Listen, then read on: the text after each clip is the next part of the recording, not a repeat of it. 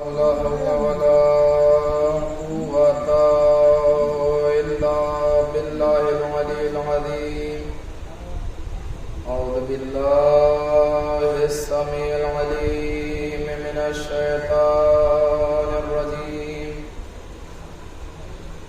الله الرحمن الرحيم الحمد لله رب العالمين الصلاة والسلام على أشرف الأنبياء والمرسلين وخاتم النبيين مولانا ومولى الثقلين جد الحسن والحسين أبي القاسم محمد اللهم صل على محمد وآل محمد.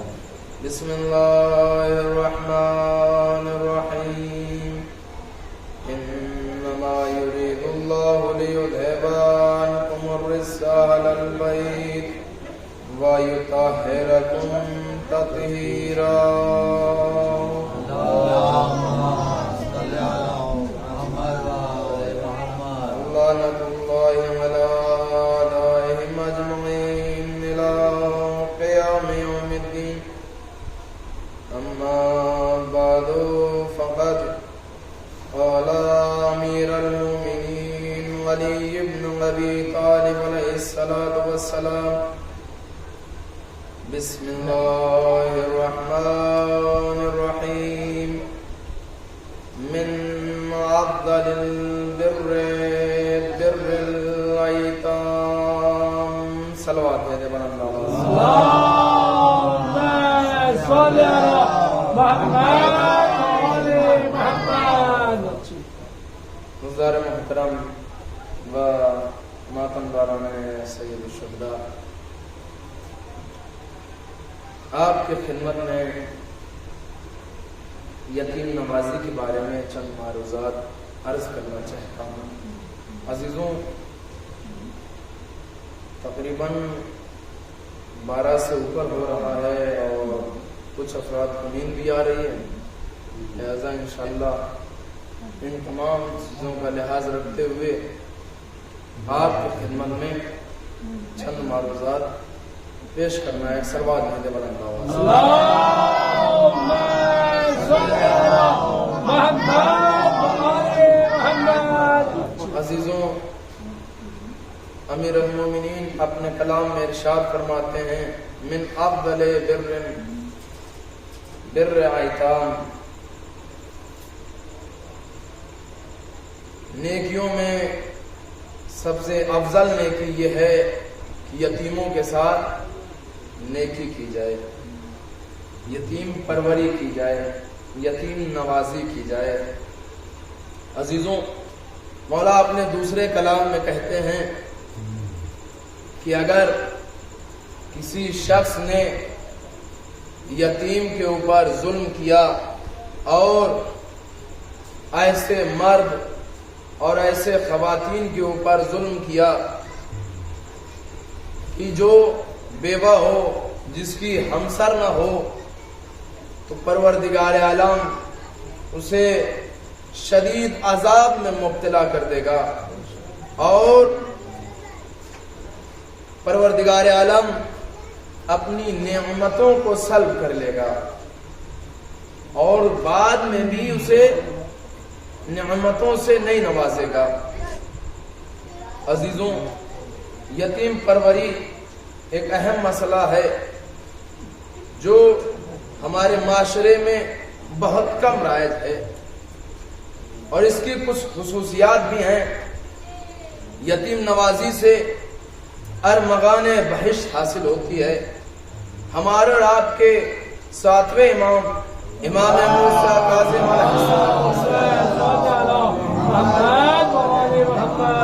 ارشاد فرماتے ہیں کہ اگر کوئی شخص یتیم پروری کرتا ہے، یتیم نوازی کرتا ہے، یتیم کو کھانا کھلاتا ہے، یتیم کے ساتھ شفقت کے ساتھ پیش آتا ہے اور اس کے ساتھ ساتھ سلام کو بھی لوگوں کے درمیان میں رائج کرتا ہے، اور جب سبھی سو گئے ہوں تو نماز کو بجا لاتا ہے، تو پروردگار اس کے نتیجے میں اسے بہشت عنایت فرمائے گا۔ اور عزیزوں، یتیم نوازی کی دوسری خصوصیت کیا ہے؟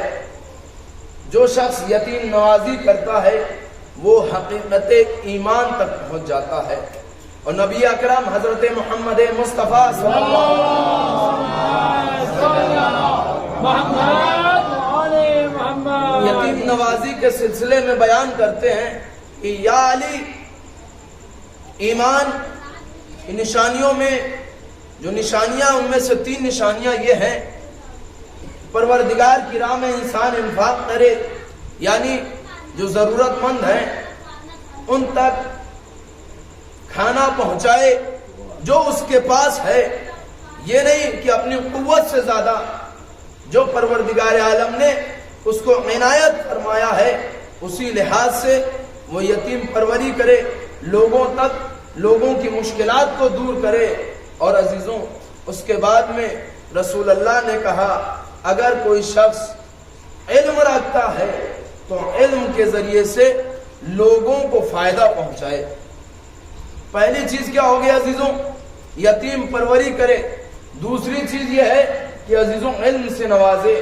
صرف یہ نہیں کہ انسان کے پاس پیسہ ہے تبھی وہ یتیم کی مدد کر سکتا ہے، نہیں عزیزوں، اگر پروردگار عالم نے ہمیں اور آپ کو علم سے نوازا ہے تو ہمارے لیے ضروری ہے، اگر ایک یتیم بچہ ہے وہ پڑھنے کا شوق رکھتا ہے تو ہمیں چاہیے ہم اپنے علم سے اسے علم حاصل کریں اور اسے علم دیں تاکہ وہ بھی مستفید ہو سکے اس سے اور اپنی جہالت سے ہٹ سکے۔ اور عزیزوں، جب یہ تمام چیزیں ہم کریں گے تو ہم کامیابی اور کامرانی کی طرف نظر آئیں گے۔ عزیزوں، جس طریقے سے ہم دنیا میں اپنا مکان بناتے ہیں تو مکان میں تمام چیزیں مہیا کرتے ہیں، اس میں بہتر کچن بھی ہونا چاہیے، کچن کی تمام ضروریات ہونی چاہیے، اور رہنے کے لیے کمرہ بھی ہونا چاہیے، حمام، دیگر تمام چیزیں اس میں ہونی چاہیے۔ اب عزیزوں، اگر وہ آخرت میں بھی یہی چاہتا ہے کہ جب ہم آخرت میں جائیں تو ہمارے لیے تمام سہولیات وہاں پر بھی موجود ہوں، جیسے عزیزوں کچھ دیر کے لیے اگر لائٹ چلی جاتی ہے تو انسان کتنا بے چین ہو جاتا ہے، کتنا پریشان ہو جاتا ہے۔ گرمی کا عالم ہے، گرمی بہت پریشان کر رہی ہے، یا اگر سردی کا عالم ہے تو سردیوں میں اگر ہیٹر نہیں چلا رہا ہے تو سردی سے بے چین ہے، پریشان ہے۔ لائٹ اتنی انسان کے لیے اہم ہے۔ عزیزوں، اسی طریقے سے پروردگار عالم نے ہم اور آپ کو دنیا میں بھیجا ہے تاکہ جائیں اور جانے کے بعد وہاں پر نیک عمل کریں۔ عزیزوں، انسان مکان کب بناتا ہے؟ جب اس کے پاس کچھ پیسہ ہوتا ہے۔ بغیر دولت کے، بغیر ثروت کے وہ کچھ نہیں کر سکتا۔ جیسے جس کی حیثیت ہوگی اسی اعتبار سے وہ اپنا مکان بنوائے گا۔ اگر اس نے دنیا میں اچھی محنت کی ہے، مشقت کی ہے، علم حاصل کیا اور اس کے ذریعے سے عزیزوں وہ اپنے علم کے ذریعے سے لوگوں کو مستفید کر رہا ہے اور اس سے کمائی کر رہا ہے، اس کے ذریعے سے وہ اچھے طریقے سے اپنا مکان بنا سکتا ہے۔ عزیزوں، دنیا کی تمام چیزیں اس میں فراہم کر سکتا ہے۔ اسی طریقے سے پروردگار نے کہا میں نے تم کو دنیا میں بھیج دیا ہے، جاؤ اپنے آخرت کے لیے اگر اچھا مکان چاہتے ہو، اگر تم چاہتے ہو اس میں تمہارے مکان میں اے سی لگی ہوئی ہو، اگر تم چاہتے ہو کہ ہمارے مکان میں پنکھا ہو، اگر تم چاہتے ہو ہمارا مکان بہت ہی خوبصورت اور حسین و جمیل ہو، تو دیکھو ہم تم کو دنیا میں بھیج دیا ہے، جاؤ اور تم وہاں پر انفاق کرو، پروردگار کی راہ میں خرچ کرو، یتیم پروری کرو۔ اگر تم نے علم حاصل کیا ہے تو لوگوں کو مستفید کرو گے۔ جب یہ تمام چیزیں تم دنیا میں کرو گے تو جب تم ہماری بارگاہ میں آؤ گے تو تم کو وہاں پہ اچھا مکان بھی ملے گا، تمہیں اس میں اے سی بھی ملے گی، تمہیں اس میں رہنے کے لیے اچھا مکان بھی ملے گا۔ ایک صلوات بھیج دیں بلند۔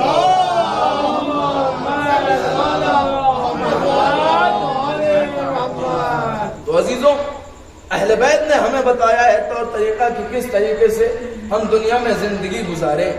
اور عزیزوں، زہری کہتے ہیں، روایت کرتے ہیں، چوتھے امام کا صحابی ہے، راوی بھی ہے، وہ عرض کرتا ہے کہ معراج نے ایک اپنے غلام کے ساتھ ایک راستے سے جا رہا تھا تو کیا دیکھا کہ ایک شخص ہے کہ جو اپنی پشت کے اوپر بہت زیادہ بوجھ لادے ہوئے ہے اور تیزی سے جا رہا ہے.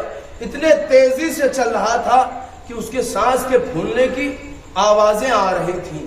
عزیزوں زہری کہتا ہے کہ جیسے میں آگے بڑھا اور آگے بڑھنے کے بعد دیکھا کہ یہ کون شخص ہے جو اتنا زیادہ بوجھ لیے ہوئے تیزی سے جا رہا ہے, تو کیا دیکھتا ہے وہ اور کوئی نہیں, ہمارے اور آپ کے چوتھے امام, امام زین العابدین علیہ السلام. وہ ہیں مولا سے. وہ آگے بڑھ کے سوال کرتا ہے, مولا آپ اتنی رات کہاں جا رہے ہیں؟ تو عزیزوں مولا کے دیکھیے کتنا پیارا جملہ ہے. مولا نے کہا میں ایک لمبے سفر پہ جا رہا ہوں اور یہ جو میرے پاس تم بوجھ دیکھ رہے ہو یہ ہمارے پاس توشہ ہے, یہ غذا ہے جو اپنے سفر کے لیے فراہم کر رہا ہوں. اللہ اکبر. اور عزیزوں اس کے بعد جیسے زہری نے یہ سنا کہ مولا اب سفر پہ جا رہے ہیں اور اپنا یہ توشہ لے کے جا رہے ہیں تو فوراً کہتا مولا آپ جو ہے یہ جو یہ وزنی سامان ہے میرے غلام کو دے دو, یا آپ کی منزل تک پہنچا دے گا. امام نے انکار کر دیا, کہا نہیں. اس نے یہ تصور کیا کہ یہ غلام ہے, رات کا سناٹا ہے, امام غلام سے کام نہیں لینا چاہتے, لہٰذا خود زہری آگے آیا اور آنے کے بعد ہاتھ جوڑ کے کہتا ہے مولا اگر غلام کو نہیں دیتے تو مولا مجھے دے دیجئے, میں آپ کے سامان کو اپنے پشت پہ رکھ کے لے کے چلوں گا. امام نے کہا نہیں, میں اپنے سفر پہ جا رہا ہوں لہٰذا اپنے توشے کو ساتھ میں لے کے جاؤں گا. اب عزیزوں زہری وہاں سے واپس چلا آتا ہے, امام چلے گئے. تو اب عزیزوں 2-3 دن گزرے. 2-3 دن گزرنے کے بعد اب وہ امام کی خدمت میں آتا ہے. دیکھیے یتیم نوازی کس طریقے سے امام بتا رہے ہیں, اور جب یہ امام کا عمل ہے تو عزیزوں ہم لوگوں کو کیا سوچنا چاہیے. تو عزیزوں 2-3 دن کے بعد اب جیسے ہی وہ مولا کی بارگاہ میں آیا, مولا کی خدمت میں آیا, اس نے کہا مولا آپ تو 2-3 دن پہلے مدینے کی گلیوں میں گھوم رہے تھے, آپ کہہ رہے تھے میں طویل سفر کے لیے جا رہا ہوں, آپ تو ابھی مدینے میں ہیں, آپ تو ابھی شہر میں موجود ہیں. تو امام نے کہا ہاں, لیکن جو تم سن رہے تھے وہ نہیں تھا مقصد میرا مقصد یہ تھا میں آخرت کے سفر کے لیے جا رہا ہوں. اور اس کے بعد میں کہا جو توشہ ہم نے بتایا تھا وہ میں اپنے آخرت کے توشے کے لیے جا رہا تھا. جو میرے پاس وہ بوجھ تھا اس میں یتیم لوگوں کی غذا تھی, ہم یتیم لوگوں کو تقسیم کرنے کے لیے جا رہے تھے تاکہ جب میں پروردگار کی بارگاہ میں کل جاؤں تو خالی ہاتھ نہ جاؤں, ہمارے ہاتھ بھرے ہوئے ہوں. تو عزیزوں جب یہ امام اپنے لیے کہہ رہے ہیں کہ ہم جب پروردگار کی بارگاہ میں جائیں تو خالی ہاتھ نہ جائیں, تو عزیزوں ہم تو امام کے چاہنے والے ہیں نا, ہم تو امام کے پیروکار ہیں, ہم تو امام پہ عمل کرنے والے ہیں. عزیزوں یہ چیزیں کیا ہمارے معاشرے میں پائی جاتی ہیں؟ اگر پائی جاتی ہیں تو ہم خوش نصیب ہیں, لیکن اگر یہ چیزیں نہیں پائی جاتی تو یہ لمحہ فکریہ ہے ہمارے لیے. ایک صلوات بھیج دیں بلند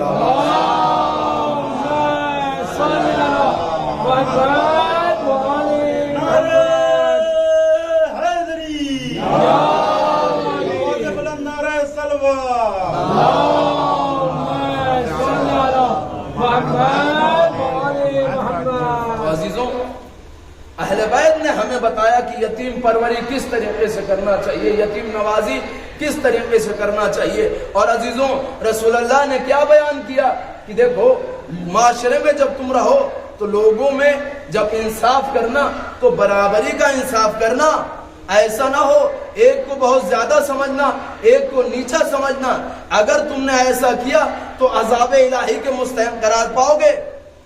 اور عزیزوں یہ کس لیے رسول اللہ نے بیان کیا؟ ایسا نہ ہو کہ تم یتیم کا غصب کر لو کیونکہ اس کا باپ موجود نہیں ہے, اس کی ماں موجود نہیں ہے, اسے گرا ہوا دیکھ رہے کہ اس کو سہارا کوئی دینے والا نہیں. عزیزوں اس کے سہارے کے لیے سب سے بڑا خدا موجود ہے. جب خدا سہارا دے گا. اور عزیزوں جب ایک انسان, ایک روایت یاد آ گئی آپ کی خدمت میں عرض کرتا ہوں, اور اس کے بعد اگر وقت نے ساتھ دیا تو اور آپ کی خدمت میں بیان کروں گا. عزیزوں जनाब ईसा का दौर है। देखिए यतीम परवरी का नतीजा क्या है।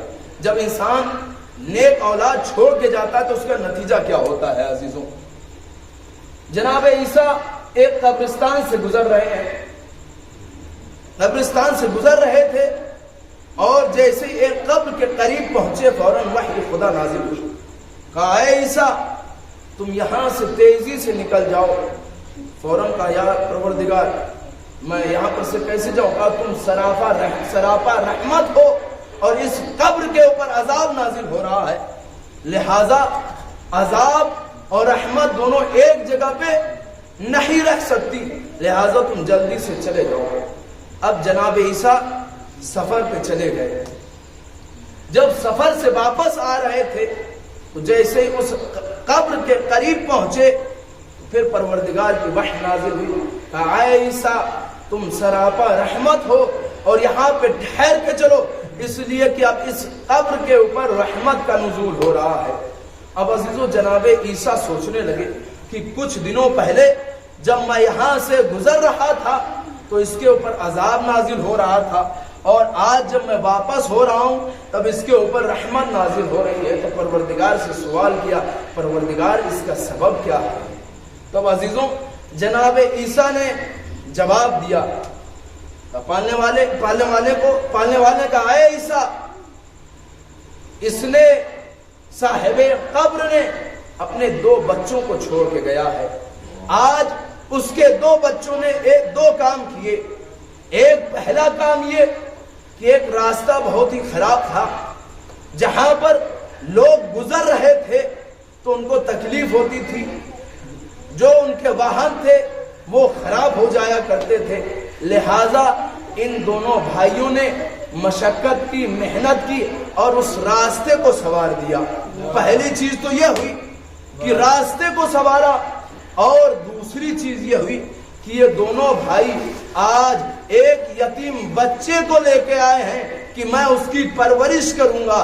तो इसलिए 2 नेक काम किए इसके बच्चों ने, लिहाजा इसके बाप के कब्र से अजाब को हटा लिया गया है, बल्कि उसके बाप के कब्र पे रहमत परवरदिगार का नुज़ूल हो रहा है। तो अजीजों जब एक इंसान एक यतीम बच्चे की परवरिश करता है और एक आम रास्ते को संवारता है तो परवरदिगार उसके कब्र के ऊपर रहमत नाजिल करता है। तो अजीजों जिसने इस्लाम के रास्ते को हमवार किया हो, जो यतीम अब्दुल्ला मोहम्मद मुस्तफा की परवरिश की हो, तो उसका मकाम कितना बुलंद होगा।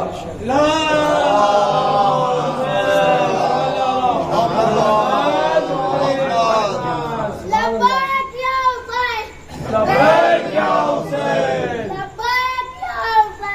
लब्बैक या हुसैन, लब्बैक या हुसैन, लब्बैक या हुसैन, नारे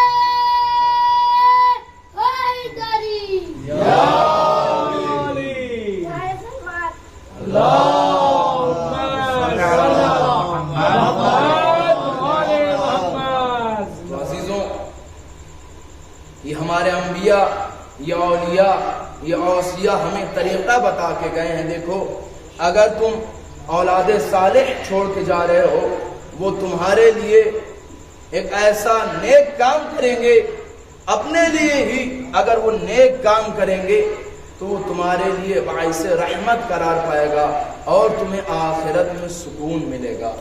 और अजीजों ये तो आइम्मा अलैहिस्सलाम है, अगर और उनकी जिंदगी को आप अगर देखेंगे तो तमाम रवायात मिल जाएंगी। और अजीजों अगर किसी को एक ओहदा मिल जाता है, एक मनसब मिल जाता है, तो अपने चाहने वालों को भी भूल जाता है। अगरचे दूसरे जो कमजोर और ज़ईफ अफराद हैं तो उनको तो वो कुचलने की कोशिश किया करता है, लेकिन अजीजों अहले बैत ने बताया कि अगर हमारे पास मनसब है, अगर ओहदा है, उसके बावजूद हम किसी को भूलते नहीं, लिहाजा हमारा चाहने वाला किसी को भूलेगा नहीं, किसी को दबाएगा नहीं, किसी को मारेगा नहीं, किसी को परेशान नहीं करेगा। अगर वो मुश्किलात में मुब्तला होगा तो उसकी मुश्किल को दूर कर देगा, उसकी अगर वो कोई जरूरत होगी उसकी तो जरूरत को उसकी पूरी कर देगा। एक सलवात भेज दे बुलंद आवाज़।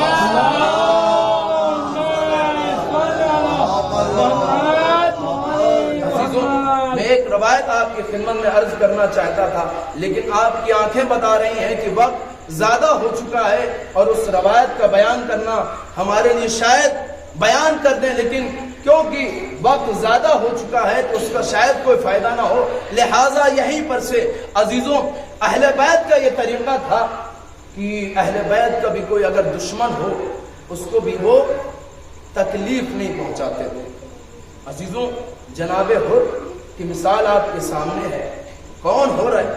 وہی حر جس نے امام کے راستے کو روکا، امام کے راستے کو روکا۔ لیکن امام علیہ السلام کا کردار دیکھیے، 2 محرم کو اس نے امام کا راستہ روکا، لیکن عزیزوں امام علیہ السلام ایک روایت میں ملتا ہے کہ 200 اونٹوں کے اوپر مشکوں میں امام نے پانی رکھا تھا، اتنا زیادہ پانی تھا۔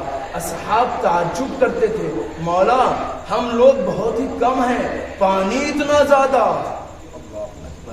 عزیزوں امام کو جانتے تھے ایک ایسا وقت آئے گا کہ خیموں میں الاتش کی صدائیں بلند ہوگی۔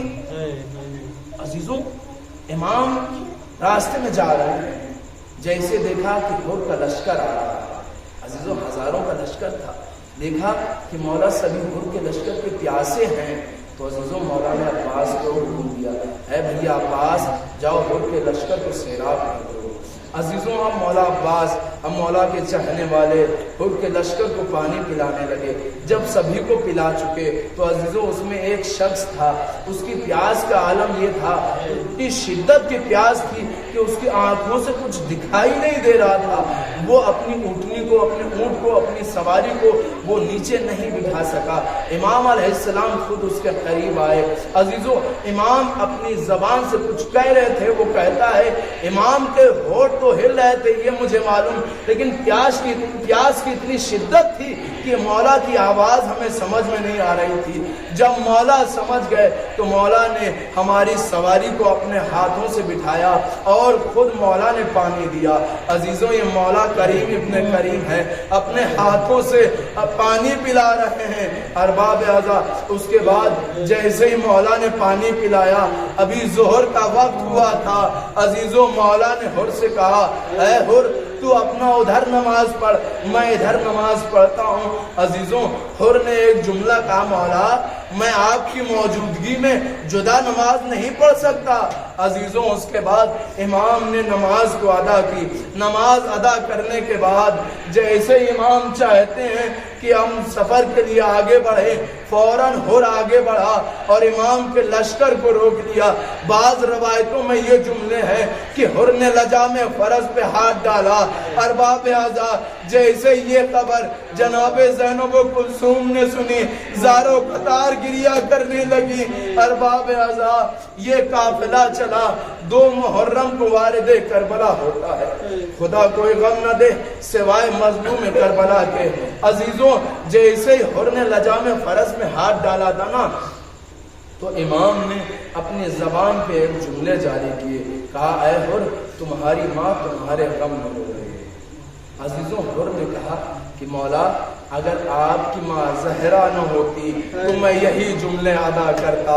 ارباب اعضاء 9 محرم کی تاریخ آئی، جیسے ہی شب عاشور تھی، عزیزوں امام نے یہ کیوں جملے ادا کیے؟ تاکہ حر تفکر کرے، فکر کرے، سمجھ جائے کہ میں کس کے مقابلے میں جا رہا ہوں۔ میں زہرا کا فرزند ہوں، زہرا نبی کی بیٹی ہے، میں نبی کے نواسے کے مقابلے میں جا رہا ہوں۔ ارباب اعضاء ابھی حر سوچ ہی رہا تھا، کیا دیکھتا ہے عزیزوں خیمے سے ایک شخص آیا اور آنے کے بعد تیزی سے نکلا۔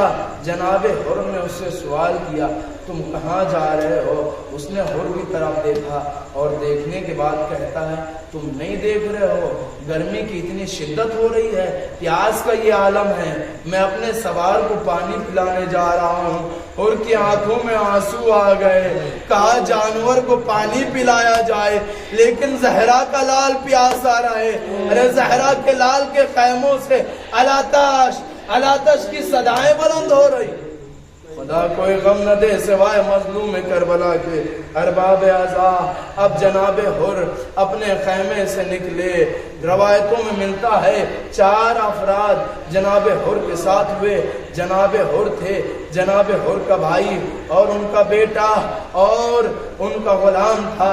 اب عزیزوں یہ مختصر افراد جیسے چلتے ہیں، اب حر کہتا ہے بیٹا میں نے انہی ہاتھوں سے امام کی لجام فرس میں ہاتھ ڈالا تھا، لہٰذا ان ہاتھوں کو پشت کے بل باندھ دو۔ اور اس کے بعد کہتا ہے میں انہی آنکھوں سے امام کی طرف نگاہیں اٹھائی تھی، لہٰذا میں امام کی آنکھوں میں آنکھیں نہیں ڈال سکوں گا، لہٰذا ان آنکھوں پہ پھٹی باندھ دو۔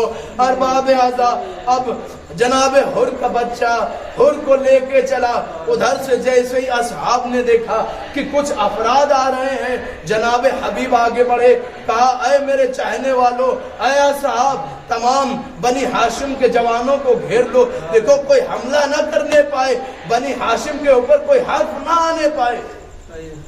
اب عزیزوں جیسے حر کا یہ چھوٹا سا قافلہ آگے بڑھا، فوراً جناب عباس نے جیسے دور سے دیکھا، مولا عباس نے تمام جوانوں کو حکم دیا کہ آقا کو چاروں طرف سے گھیر لیا جائے، دیکھو ظالم حملہ نہ کرنے پائے، آقا کے اوپر کوئی آنچ نہیں آنی چاہیے۔ عزیزوں مولا حسین تو دیکھ رہے تھے، کہا بھیا کوئی قافلہ نہیں آ رہا ہم پہ حملے کے لیے، بھیا ارے میرا مہمان آ رہا ہے، جاؤ اس کے استقبال کے لیے۔ ارباب اعضاء جیسے ہی مولا آگے بڑھے، حر سمجھا شاید مولا ہمیں روکنے کے لیے آئے، حر نے فوراً کہا آقا ہم آقا سے معافی کے لیے آئے، ہم حملہ کرنے کے لیے نہیں آئے۔ مولا نے کہا اے حر میں بھی تمہیں روکنے کے لیے نہیں آیا ہوں بلکہ تمہارے استقبال کے لیے آیا ہوں۔ ارباب اعضاء خدا کوئی غم نہ دے سوائے مظلوم کربلا کے روایتوں کے یہ جملے ہیں عزیزوں کہ جیسے ہی جناب حر امام کے قریب پہنچے، امام کے قدموں میں اپنے آپ کو گرا دیتے ہیں، مولا سے کہتے مولا ہمیں آپ معاف کر دیجئے گا۔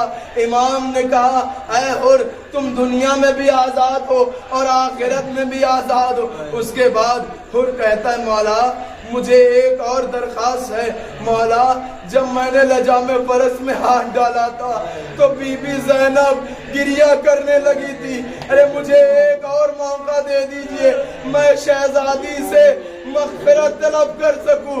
اب عزیزوں روایتوں کے جملے یہ ہیں کہ اب حر نے خود کو پہنا، زرہ کو پہنا اور خیمے کے قریب آتا ہے، آنے کے بعد کہتا ہے اے زہرا کی بیٹی، اے رسول کی نواسی ہمیں معاف کر دیجئے گا۔